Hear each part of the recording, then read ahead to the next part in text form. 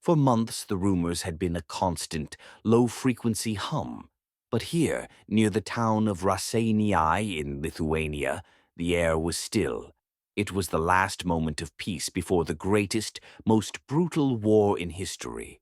Before we dive into this incredible tale of courage, if you want to see more stories of honor amidst conflict, please subscribe, like, and share this channel. June 22nd, 1941. At 4 o'clock, the German war machine, Operation Barbarossa, began. The German 6th Panzer Division, spearheading the attack, expected a swift, crushing victory.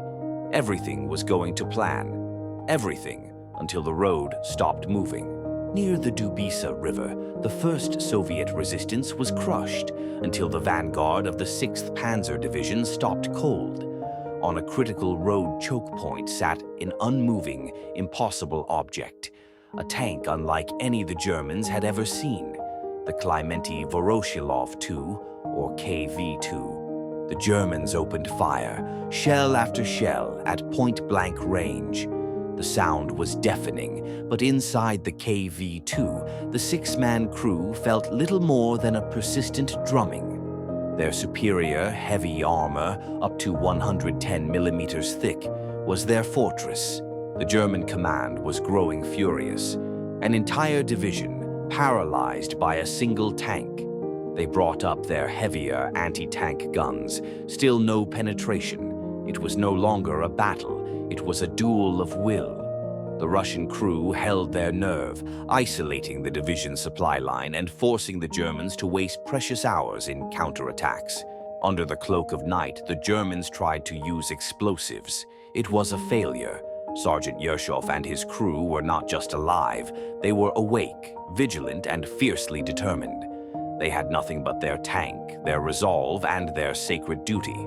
The Germans knew they had to breach the fortress. A plan was devised: distract the turret, then immobilize the treads.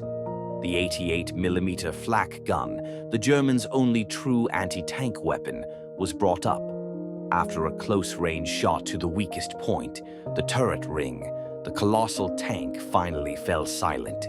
The German officer who opened the hatch found a horrific but deeply moving scene. Not defeated soldiers, but exhausted heroes. The tank was out of ammo, but the crew had fought to the last breath, out of sheer will and defiance. They had won no territory, but they had won a profound respect. In a war defined by ideological hatred, an extraordinary act of soldierly chivalry occurred.